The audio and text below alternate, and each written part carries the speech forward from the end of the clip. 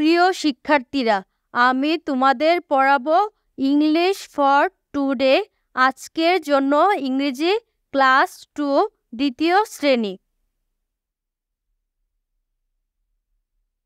Contents সূচিপত্র, unit 1 অধ্যায় 1 greetings, introductions and farewells, শুভেচ্ছা, পরিচয় এবং বিদায় জানানো।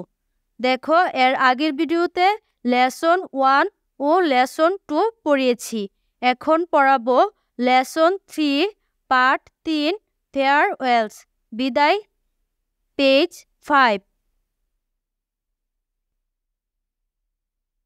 ইউনিট 1 অধ্যায় 1 ফেয়ারওয়েলস, বিদায়। Lesson 3 part 3। শিক্ষার্থীরা, এর আগে ইউনিট 1 এর শুভেচ্ছা পরিচয় পড়িয়েছি। এখন পড়াবো তোমাদেরকে বিদায়, মানে একজন ছাত্র ছাত্রী অপরজন ছাত্রছাত্রীর সাথে কথোপকথনের পরে কিভাবে বিদায় নিতে হয় সেইটি তোমাদেরকে ডায়লগ আকারে এখানে বোঝানো হয়েছে। দেখো এতে কি আছে। লিসেন অ্যান্ড রিপিট, শুনো এবং পুনরাবৃত্তি করো। লিসেন অর্থ শোনা, অ্যান্ড অর্থ এবং, রিপিট অর্থ পুনরাবৃত্তি করা। অর্থাৎ এখানে ডায়লগটি তোমাদেরকে শুনে শুনে পুনরাবৃত্তি করার জন্য বলা হয়েছে। প্রথমে দেখো, একটি মেয়ের নাম দেওয়া আছে অহনা। অহনা কি বলছে দেখো, হ্যালো রিদি। উহে রিদি, হাউ আর ইউ, তুমি কেমন আছো। দেখো এখানে অহনা রিদিকে প্রশ্ন করছে যে রিদি কেমন আছে। হ্যালো অর্থ উহে, রিদি হলো আরেকটি মেয়ের নাম। হাউ অর্থ কত বা কেমন, আর অর্থ হয়, ইউ অর্থ তুমি। দেখো এবার অহনার উত্তরে রিদি কি বলছে। দেখো এবার অহনার প্রশ্নে রিদি কি বলছে। আই অ্যাম গুড, আমি ভালো আছি। অ্যান্ড ইউ আর তুমি। দেখো এখানে প্রশ্নবোধক চিহ্ন দ্বারা এবার রিদি অহনাকে প্রশ্ন করছে যে অহনা কেমন আছে। দেখো রিদির প্রশ্নে অহনা কি বলছে। অহনা, আই অ্যাম ওকে, আমি ঠিক আছি। But I have a class now, কিন্তু আমার এখন ক্লাস আছে। দেখো এখানে আই অর্থ আমি, এম অর্থ হয়, ওকে অর্থ ঠিক, বাট অর্থ কিন্তু, আই অর্থ আমি, হ্যাভ অর্থ আছে, এ হলো একটি, ক্লাস অর্থ শ্রেণী, নাও অর্থ এখন। দেখো এইখানে অহনা বলছে যে সে ভালো আছে এবং তার এখন একটি ক্লাস আছে। দেখো এবার রিদি বলছে রিয়েলি, সত্যি। দেখো এখানে আশ্চর্যবোধক চিহ্ন দেওয়া আছে, মানে কোনো কিছু বিস্ময় প্রকাশ করতে গেলে আশ্চর্যবোধক চিহ্ন দেওয়া থাকে। দেখো এবার অহনা কি বলছে। ইয়েস, হ্যাঁ, I think I have to go now, মনে হয় আমাকে এখন যেতে হবে। ইয়েস অর্থ হ্যাঁ, আই অর্থ আমি, থিঙ্ক অর্থ চিন্তা করা বা মনে হয়, আই অর্থ আমি, হ্যাভ অর্থ আছে, টু অর্থ দিকে, গো অর্থ যাওয়া, নাও অর্থ এখন। এখন দেখো অহনা এখানে বুঝিয়েছে যে তার মনে হয় এখন ক্লাসে যেতে হবে। দেখো রিদি বলছে গুড বাই, বিদায় অহনা। অহনাকে রিদি বিদায় জানিয়েছে। এবার দেখো অহনা কি বলছে, গুড বাই রিদি, বিদায় রিদি। এবার অহনা রিদিকে বিদায় জানিয়েছে। রিদি বলছে সি ইউ এগেইন, আবার দেখা হবে, বাই বিদায়। মানে রিদি বলছে যে আবার অহনার সাথে সামনে কোনোদিন দেখা হবে, বাই মানে বিদায় বোঝানো হয়েছে।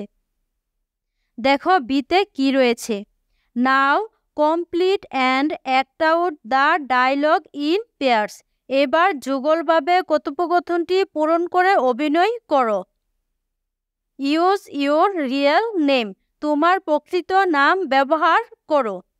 নাও অর্থ এখন, কমপ্লিট অর্থ সম্পূর্ণ, অ্যান্ড অর্থ এবং অ্যাক্ট আউট হলো অভিনয় করা, দা কোনো কিছু নির্দিষ্টকে বোঝায়, ডায়লগ হলো কথোপকথন, ইন ভিতরে, পেয়ার্স হলো জোড়াই বা যুগলভাবে, ইউজ হলো ব্যবহার, ইউর তোমার, রিয়েল প্রকৃত, নেম হলো নাম।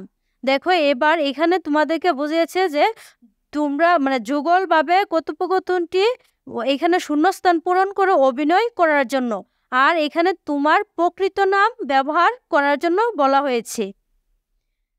দেখো এখানে রয়েছে দুটি চরিত্র এ ও বি, এটিকে তোমরা তোমাদের নিজেদেরকে ভাববে, আর বি হলো ধরো তোমার কোনো বান্ধবী বা বন্ধু।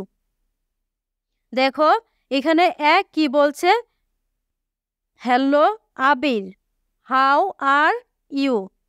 হ্যালো আবির, আজ কেমন আছো। দেখো এখানে শূন্যস্থানে কি বসেছে, আবির, আর হাউ এর পরে বসেছে আর। এবার দেখো বি কি বলছে, বি তোমার নাম ধরে এখানে ডাকবে, আমি আমার সুবিধার্থে এখানে আমার নামটি বসাবো। হাই ইভা, ওহে ইভা, আই এম গুড, আমি ভালো, অ্যান্ড ইউ আর তুমি। এখানে দেখো আয়ের পরে বসবে এম, তারপরে গুড অ্যান্ড ইউ, এখানে প্রশ্নবোধক চিহ্ন দ্বারা প্রশ্ন বোঝানো হয়েছে।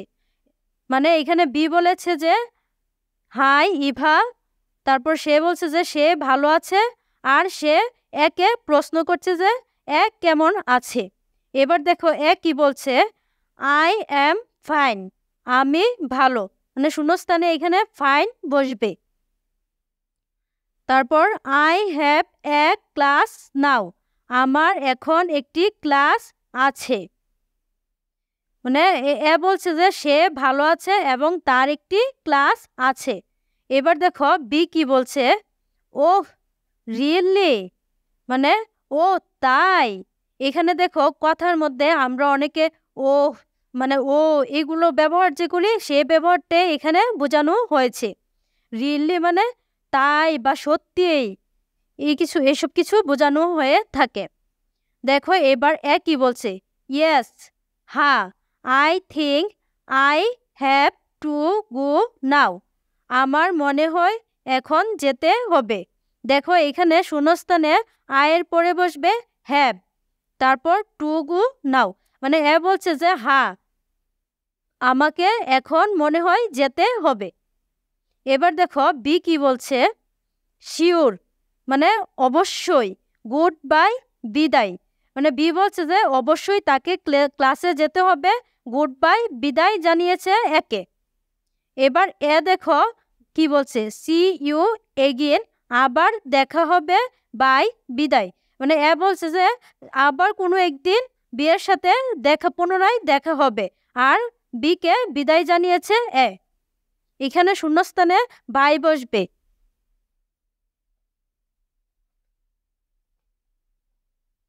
দেখো সিতে কি রয়েছে, C, now recite the rhyme and learn some more farewell words, এখন ছড়াটি আবৃত্তি করো এবং আরও কিছু বিদায়সূচক শব্দ শেখো। শিক্ষার্থীরা আমরা এর আগে কিছু বিদায়সূচক শব্দ শিখে এসেছি, এখন আরও বেশি করে বিদায়সূচক শব্দ শিখব।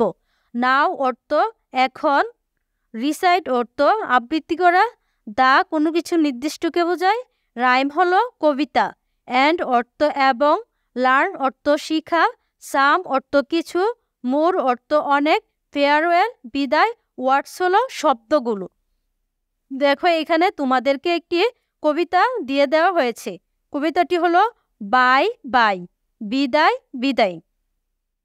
দেখো এখানে কিছু পশুর ছবি দেওয়া আছে, তারা কি বলছে দেখো, বাই বাই বাটারফ্লাই, বিদায় বিদায় প্রজাপতি, টেক কেয়ার পোলার বিয়ার, যত্ন নাও মেরু ভাল্লুক, আফটার এ হোয়াইল ক্রোকোডাইল, কিছুক্ষণ পর কুমির, গট টু গো বাফলু, যেতে হবে মহিষ, সি ইউ লেটার এলিগেটর, পরে দেখা হবে কুমির, সি ইউ সুন পেঙ্গুইন, শীঘ্রই দেখা হবে পেঙ্গুইন।